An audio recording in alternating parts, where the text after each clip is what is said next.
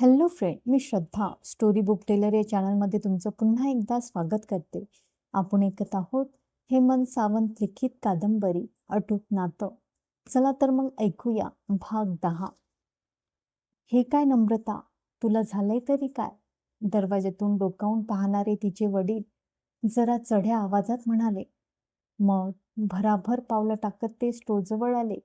खाली पडलेलं फडके घेऊन त्यांनी दुधाचे भांडे खाली ठेवले आणि हातातले फडके टाकतच त्यांनी तिला हलवले. नम्रता दचकली. नम्रता, नम्रता, त्यांनी तिला परत हलवले आणि इतका वेळ विचारात हरवलेली नम्रता खाडकन भानावर आली. बाबा तुम्ही? तिनं फरफरणाऱ्या स्टोव्हकडे पाहिलं. मग खाली ठेवलेल्या दुधाच्या भांड्याकडे पाहत तिनं नकारार्थी अशी मान हलवली. अरे, आपल्याला झालंय तरी काय? तिनं स्वतःलाच हा प्रश्न केला आणि सारं शरीर आवळत ती पटकन उठून उभी राहिली. मनात चालू असलेल्या द्वंद्वानं तिला पुरतं निभ्रम करून टाकलं होतं. आपण काय करतोय याचीही तिला शुद्ध राहिली नव्हती. थोड्या वेळापूर्वी तिला वडिलांनी चहा कर असं सांगितलं होतं. वास्तविक पाहता तिला आपण काहीच करू नये असं वाटत होतं. अंथरुणावर नुसतं पडून राहावं आणि मनातले विचार काढून टाकून गाढ झोपी जावं, बस इतकंच काय तिला हवं होतं. पण वडिलांचा मरगळलेला रात्रपाळी करून थकलेला चेहरा पाहून ती नाईलाजास्तव स्टोव्हजवळ फटकल मारून बसली होती. पण आता तिला हे सारंच असह्य झाले होतं. बाबा, मी झोपते, ती पोटमाळ्याकडे वळत म्हणाली. अगं पण चहा, त्यांनी स्टोव्हकडे पाहिलं. मग तिच्याकडे पाहत त्यांनी विचारलं, तुला होतंय तरी काय? डोकं दुखतंय का? आज कॉलेजला देखील गेली नाहीस? तिनं त्रासिकपणे वडिलांकडे पाहिलं. आपल्याला काय होतंय हे त्यांना कसं सांगावं हा प्रश्न उद्भवतच नव्हता आणि मुळात तसा प्रश्न निर्माण झाला असता तरी आपल्याला ते सांगणं जमलं नसतं. कारण काय सांगायचं हाच खरा प्रश्न पडला असता. जिथं आपल्यालाच माहीत नाही की आपल्याला काय होतंय तिथं दुसऱ्याला काय सांगणार? आणि मानसिक ताण हा काय कोणाला सांगून कमी थोडाच होतो? मला काहीच झालेलं नाही बाबा, फक्त झोपावंसं वाटतं. मी जाऊ? जा, त्यांनी तिच्याकडे पाहत म्हटलं. तिच्या ताठरलेल्या चेहऱ्यावरूनच त्यांनी ती कसल्याशा विचारात आहे हे ओळखलं. ती निघून जाताच त्यांनी चहा करायला घेतला. तिच्या बाबतीत काय झालं असावं हा विचार काही क्षणांसाठी त्यांच्या मनात रेंगाळला. मग तो इतर बेजबाबदार बापाच्या विचारासारखाच विरून गेला. वयात आलेल्या मुलीच्या बापाची एका फार मोठ्या कर्तव्याशी बांधिलकी असते ही गोष्टच मुळी कधी त्यांच्या ध्यानात आली नव्हती. इतर सांसारिक प्रश्नांमध्ये हा प्रश्न त्यांना तसा न विचार करण्यासारखाच वाटला होता. मुलीनं परस्पर कुठंतरी जमवावं हा विचार त्यांच्या मनात कुठंतरी रेंगाळत असावा आणि त्यामुळेच असं देखील घडण्याची शक्यता होती. ते काही असलं तरी सत्य एकच होतं, ते म्हणजे त्यांच्या डोक्यातला विचार पूर्णपणे पुसला गेला होता. पण अंथरुणात तळमळणाऱ्या नम्रताला मात्र हा विचार काही केल्या मनापासून दूर करता आला नव्हता. उलट त्या एकांतानं तिला आणखीनच अस्वस्थ करून सोडलं होतं. एकीकडे सोनाली, अभिजित, पंत व जय उभे होते, तर दुसरीकडे वरुण उभा होता. सोनाली व अभिजितविषयी तिच्या मनात निसंशय निरंतर असं प्रेम होतं. त्याला नेमकं कोणतं नाव द्यावं हा देखील एक प्रश्नच होता. ती आपुलकी होती की त्याच्यापासून दाटून आलेली सहानुभूती होती? ते तर निव्वळ प्रेमच होतं, आईच्या हृदयातून स्त्रवणारं. जसं पंतांना आपल्याविषयी वाटतं, पोटच्या पोरीवर प्रेम करावं तसे ते आपल्यावर प्रेम करतात. आपणही त्यांना पित्याच्या जागी मानतो. पण म्हणून काय आपण सोनाली व अभिजितची आई व्हावं का? तर काही मानावं किंवा मनात आणावं का? तसं काही मानावं किंवा मनात आणावं का? आईच्या त्या विशुद्ध प्रेमाला सत्यात उतरावं का? छे, प्रेम, प्रियकर या गोष्टीच मुळे वेगळ्या आहेत. त्याच्या कल्पना देखील प्रत्येकाच्या वेगवेगळ्या आहेत आणि आपल्या कल्पनेतला प्रियकर तर अगदीच वेगळा आहे. नाही, तो जय आहे की वरुण? जयविषयी आपल्याला नितांत आदर आहे. आतापर्यंतच्या सहवासातून तो परिपूर्ण पुरुष असल्याचं आपल्याला कळून चुकलं आहे. एक कट्टर देशभक्त, निष्ठावान प्रियकर आणि एक विकलांग बाप, अशी अनेक रूपं त्यांची आपण पाहिली आहेत. त्या प्रत्येक रूपात तो आपल्याला भावला आहे. तरी पण प्रियकर म्हणून, आयुष्याचा जोडीदार म्हणून आपल्या मनात त्याच्याविषयी कधीच विचार आलेला नाही. त्या नजरेतून आपण त्याच्याकडे कधीच पाहिलं नाही. आणि वरून तो जरी आपल्याला आवडला असला तरी तो प्रियकर म्हणून नक्कीच नाही. त्याच्या वागण्यातली ईर्ष्या, बोलण्यातला बेडरपणा आपल्याला आवडला. स्वतःच्या प्रेमाविषयी तो ज्या ज्या वेळी बोलला तो आवेश आपल्याला आवडला. एकतर्फी प्रेम करूनही त्याच्या ठायी असलेल्या आत्मविश्वासानं आपल्याला चक्रावून सोडलं. पण म्हणून एक प्रियकर या नजरेनं आपण त्याच्याकडे कधीच पाहिलं नाही. दोघंही आपल्याला आवडतात, पण त्यांची आपल्या मनातील स्थानं अगदीच वेगळी आहेत. जय त्याच्या जागी ठीक आहे, तर वरुण त्याच्या जागी ठीक आहे. करिअर, स्वतःचं करिअर हीच गोष्ट आपल्या दृष्टीने सर्वात मोठी आहे आणि त्यासाठीच आपल्याला झटायचं आहे. दोघांचे विचार मनातून काढून टाकायचे आहे. पण नुसतं म्हणून काय उपयोगाचं? ते विचार जायला हवेत ना मनातून. खचित असाच एखादा प्रसंग उभा राहिला तर आपण कोणाची निवड करणार? जयची की वरुणची? दडपण, विचाराचं दडपण, याच खाली नम्रता चिरडली गेली होती. विचाराचं ते वावटळ इतकं प्रचंड होतं की कित्येक क्षण आपल्याला कोणी हाक मारतंय हे तिला समजून देखील आलं नव्हतं. मग कानावर येणाऱ्या आवाजानं ती भानावर आली होती. तिचे वडील कोणाशी तरी बोलत होते. इतर वेळी त्यांच्या आवाजातून प्रकट होणारा उग्रट उर्मटपणा आता जाणवत नव्हता.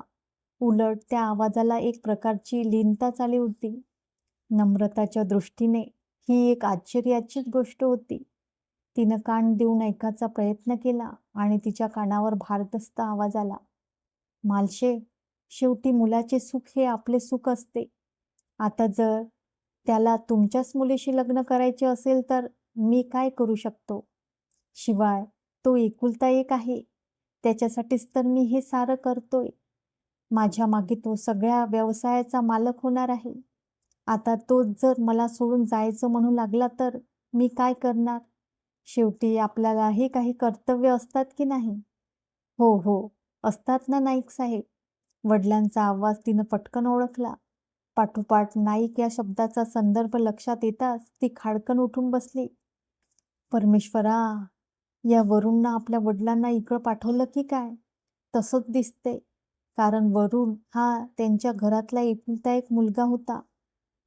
शिवाय काल आपल्याला तोच नाही का म्हणाला, मी माझं प्रेम उद्या सिद्ध करून दाखवेल. केवळ त्या भीतीपोटीच तर आपण आज कॉलेजला दांडी मारली. पण तो असं काही करेल हे आपल्याला कुठं माहीत होतं? नम्रता, वडिलांची हाक परत एकदा तिच्या कानावर पडली. आले हं, ती म्हणाली आणि पोटमाळ्याला लावलेली शिडी उतरू लागली.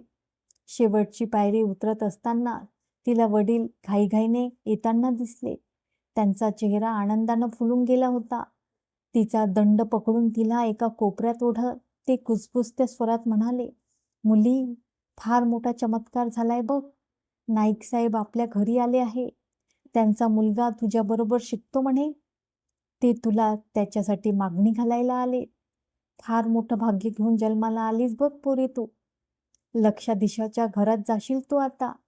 जरा चांगली साडी नेस आणि भरपूर दूध घालून कॉफी करून आण. तोपर्यंत मी त्यांच्याबरोबर बोलत बसतो. बोलता बोलता त्यांनी तिच्या दोन्ही गालावरून प्रेमाने हात फिरवला. आज प्रथमच ती वडिलांच्या तोंडून आपलं कौतुक ऐकत होती. शाळा कॉलेजमध्ये इतकं चांगलं यश संपादन करून देखील त्याच्या तोंडून कधी साधी शाबासकी तिला ऐकायला मिळाली नव्हती. की गेल्या 3 वर्षात संसाराला हातभार लावून देखील त्यांनी कधी आपुलकीनं तिची चौकशी केली नव्हती. पण आज त्यांचं प्रेम एकदम उफाळून वर आलं होतं. ती खिन्नपणे हसली. त्यात आश्चर्य असं काहीच नव्हतं. किंबहुना विचार करण्यासारखं देखील काही नव्हतं. मुलीसाठी घरी आयतं स्थळ चालून आलं होतं, तेही लक्षाधीशाचं. त्यांचीच मागणी घातली आहे, त्यांनीच मागणी घातली आहे म्हणजे सारा खर्च तेच करणार. शिवाय पोरगी त्या घरात गेली की आपलं दारिद्र्य संपणार. साधं लॉजिक होतं हे. बाबा, त्यांना येऊन किती वेळ झाला? 5-1 मिनिटं झाली असतील. पण आता तू वेळ गमावू नकोस. तयार हो, बघू लवकर. मी बाहेर थांबतो, ते वळत म्हणाले. तशी नम्रता पटकन म्हणाली, थांबा बाबा, मी देखील. त्यांनी वळून आश्चर्याने तिच्याकडे पाहिलं. तू अशा अवतारात बाहेर येणार? हो. तिने आपल्या अंगावरच्या कपड्यावरून बेफिक्रीपणे नजर फिरवली. पायाजवळ हाऊसकोट फाटला होता, तर अनेक ठिकाणी तो चुरगाळला होता. तू काय माझी धिंडोळे काढणार आहेस की काय?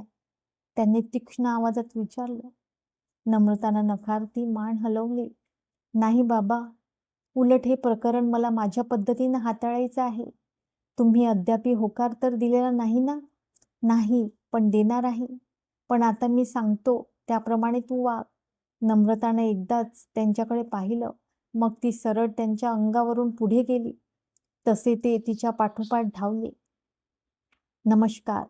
दरवाज्यातून बाहेर पडत तिनं दोन्ही हात जोडले. नाईक खोलीतल्या एकुलत्या एक खुर्चीवर बसले होते. अशा ठिकाणी यायची त्यांची ही पहिलीच खेप होती. वरूणनं तो वेडा हट्ट केला नसता तर ते कदापि या ठिकाणी आले नसते.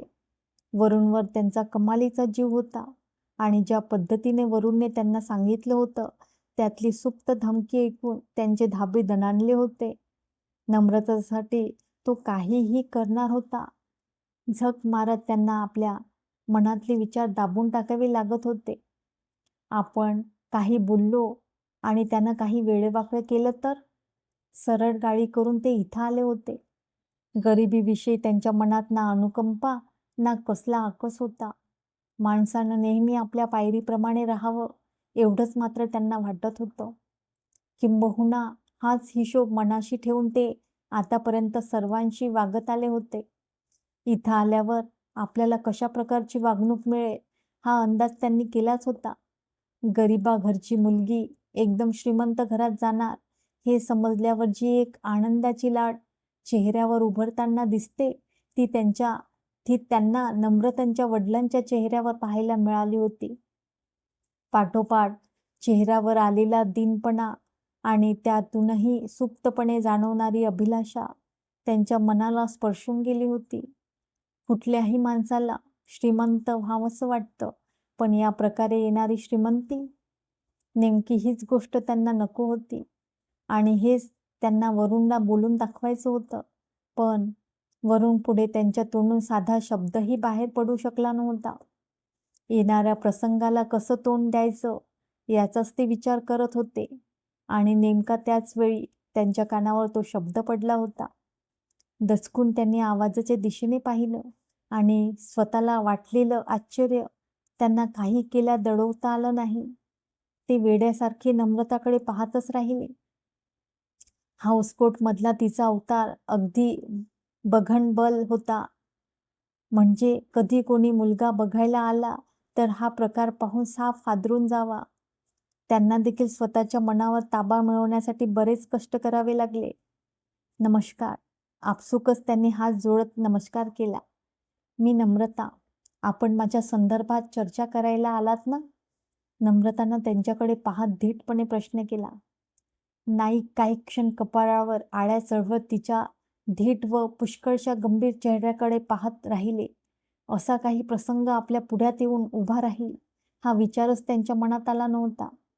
थोड्या वेळापूर्वी मालशेची वागणूक पाहून हे प्रकरण काहीसं आर्थिकदृष्ट्या जड जाणार असलं तरी आपल्या आवाक्यात आहे हे त्यांच्या लक्षात आलं होतं. पण आता हीच गोष्ट भरवेगात आपल्यापासून दूर जाते असं त्यांना वाटू लागलं होतं. नम्रतानं त्यांच्या मनात जसं कुतूहल निर्माण केलं होतं, तसंच एक वेगळा विचार करायला त्यांना भाग पाडलं होतं. गरीब माणूस पैशापुढे मोडून पडतो ही त्यांची आजवरची कल्पना होती, पण त्याच कल्पनेला नम्रतानं जणू सुरुंग लावला होता. मनातले विचार बाजूला सारत त्यांनी खोल श्वास घेतला.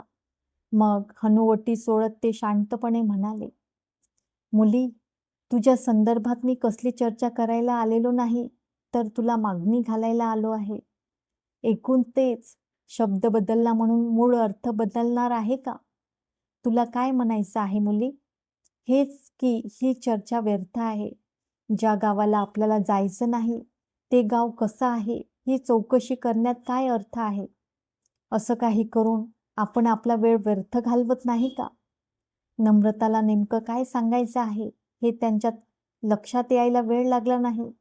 शब्दांची कसरत करण्याएवढी त्यांची बुद्धी वैचारिक नव्हती.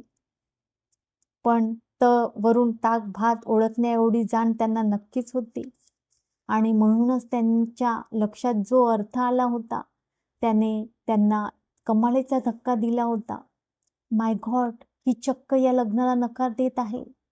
आज अनेक श्रीमंत आपल्या घरचे उंबरठे झिजवत असताना ही गरिबाघरची तरुणी आपल्याला हे स्थळ पसंत नाही असं म्हणते आहे. कोणाचा विश्वास बसेल या गोष्टीवर? क्षणभरच मनात उमटलेल्या आश्चर्याचं परिवर्तन मग एका गहन अशा प्रश्नात बदललं. आपण पाहिलेली ऐकलेली गोष्ट सत्य मानू, पण या गोष्टीवर वरून विश्वास ठेवेल का? या विचारासरशी ते दचकले. मुली, तू एकतर्फेच विचार करत आहेस. पण जीवनात नेहमीच असा विचार करून चालत नाही. केव्हा केव्हा आपल्याला ज्या ठिकाणी जायचं नसतं, तिकडेही आपल्याला जावं लागतं. हो, पण तिकडे जाण्यापूर्वी आणखीन एखादं ठिकाण जे आपल्याला जास्त सोयीस्कर आहे, ते माणूस पाहतोच की नाही? आणि नाही, आपण तर बिझनेसमन आहात. ज्या व्यवहारात आपल्याला फायदा होणार नाही, तिथे तुम्ही गुंतवणूक करण्याचा विचार तरी कराल का? नाईक मंदपणे हसले. मुली, इतक्या लहान वयात चौफेर विचार करायला तू कुठं शिकलीस? जीवनाच्या पाठशाळेत. वाह! नायकांनी टाळी वाजवली. मघापर्यंत एका गोष्टीचं कोडं पडलं होतं. वरून तुझ्यात असं काय पाहिलं? पण ते कोडं आता सुटलं आहे. तू नकार देऊन माझ्यावरची काळजी वाढवली आहे, तरी पण तुझ्या भेटीनं झालेला आनंद दुर्लक्ष करता येण्यासारखा नाही. म्हणजे? इतका वेळ दोघांचं बोलणं वेड्यासारखे ऐकणारे नम्रताचे वडील दचकत म्हणाले, हिनं कुठल्या गोष्टीचा नकार दिला आपल्याला? लग्नाचा की काय? होय, नाईक खुर्चीतून उठत संतपणे म्हणाले. जिला लग्न करायचं आहे तिचं मत जाणून घेणं अति महत्वाचं होतं आणि तिने ते दिलंय. मालशे, कसलीशी अपेक्षा घेऊन मी आलो होतो. हात हलवत परत जात आहे, पण त्यातही मला आनंद आहे. अभिमान वाटावी अशी मुलगी तुम्हाला मिळाली आहे. तुमचं भाग्य थोर आहे. थोर? नम्रताच्या वडिलांनी कपाळावर हात मारून घेतला. मग काहीसे उसळत ते म्हणाले, कपाळ करंटी आहे ही मुलगी. अहो, लक्ष्मी स्वतःहून तिच्या दारी आली असताना तिला ठुकरून लावायची दुर्बुद्धी हिला सुचली आहे. पण हा निर्णय तिचा असला तरी तो मला मान्य नाही. तुम्ही माझा होकार घेऊन जा. माफ करा, नायकांनी हात जोडून नमस्कार करत म्हटलं. प्रत्येक आईबाप आपल्या मुलांसाठी आपल्याच मनानं मुलांच्या बाबतीत निर्णय घेऊ लागले तर ते स्वतः दुःखी तर होतीलच, पण त्याचबरोबर आपल्या मुलांना देखील दुःखाच्या सागरात लोटून देतील. निदान जी मुलं वयात आली आहे, आपल्या भल्याबुऱ्याची जाण त्यांना आली आहे, त्यांच्या बाबतीत तरी त्यांनी असं वागूच नये. अहो, पण हा निर्णय हिताचा आहे का? नक्कीच असेल, कारण तिच्या बोलण्यावरून ती काही चूक करते आहे असं निदान मला तरी वाटलेलं नाही. म्हणजे तुम्ही हिचा निर्णय मांडला की काय? हो, नायकांनी पुढे होत नम्रताच्या डोक्यावरून प्रेमानं हात फिरवला. नम्रताचा ऊर भरून आला. आपण चुकीचा निर्णय तर घेतला नाही ना? हा विचार तिच्या मनात चमकून गेला. पण पुढच्या क्षणी तिनं स्वतःला सावरलं. खाली वाकून तिनं नायकांना नमस्कार केला. नाईक दरवाजातून बाहेर पडले. नम्रता दरवाजापर्यंत त्यांना सोडवायला गेली. त्यांची गाडी निघून जाईपर्यंत ती दरवाजातच उभी होती. मग तोंडानं खोल श्वास सोडत ती घरात आली. वडिलांना भिंतीला टेकवून विडीचे भराभर झुरके मारताना पाहून तिचा इतका वेळ हसरा असणारा चेहरा गंभीर झाला. आता काय घडू शकतं याची तिला कल्पना आली. वादाला तोंड फोडायची तिची अजिबात इच्छा नव्हती, पण आता ही गोष्ट अटळच होती. तरी पण तिनं तो टाळायचा हेतू मनाशी धरूनच घाईघाईनं पावलं उचलत आत जायला सुरुवात केली. आणि तिच्या कानावर वडिलांचा कडाडता आवाज आला. झालं समाधान? आयुष्यात काहीतरी बनायची जी संधी चालून आली होती, तिला ठोकर मारून बरंच काही मिळवलंस ना? बाबा, थांब. अजून माझं बोलून झालं नाही. कसला आनंद मिळाला तुला हे करून? निदान असा काही निर्णय घेण्यापूर्वी तू विचार केला होतास का? स्वतःचा, आमचा. अगं सोन्यात लोळली असतीस तू. आपल्या भावाचं आयुष्य मार्गाला लावलं असतंस. या दारिद्र्यातून तू बाहेर पडली असती. आम्हाला देखील बाहेर काढलं असतं. हा साधा विचारही तू केला नाहीस. छान. नम्रतानं कुचेष्टेने हसत त्यांच्याकडे पाहिलं. बाबा, या जगाची ही हो कसली रीत? नेहमी स्त्रीनंच त्याग करावा, स्वतः दुःखाला कवटाळून इतरांना आनंद देत राहावा. स्त्रीचा जन्म त्यासाठीच झालेला असतो मुली. सापसूप पुरुषांनी स्वतःच्या स्वार्थासाठी केलेली ही सोयीस्कर सोय आहे. म्हणजे मी स्वार्थी आहे असं म्हणायचं आहे का तुला? ते चिडत म्हणाले. नम्रता मनात हसली. सत्य गोष्ट माणसाच्या मनाला झोंबली की तो तसाच नाटकीपणा करतो. वडिलांविषयी तिला राग आला नाही. तिनं दांडीवरची साडी ओढली आणि त्यांच्याकडे पाहायचं टाळत ती पडदा सारत आत शिरली. तसे तिचे वडील तिथूनच ओरडले. तुला त्या लंगड्या कॅप्टनशी लग्न करायचं आहे वाटतं. बाबा, काहीतरी बोलू नका, ती ताडकन म्हणाली. का? तुला भिकेचे डोहाळे लागलेत ते दिसत असूनही मी गप्प बसू काय? मग ओरडा, नम्रता हातात वह्या घेत म्हणाली. मग पायात चपला अडकवत ती बाहेर पडली. मनावरचा ताण अभ्यासात बुडवून टाकायचा होता तिला. चला तर मित्रांनो, आता इथेच थांबूया. भेटूया उद्याच्या भागात. तोपर्यंत नमस्कार.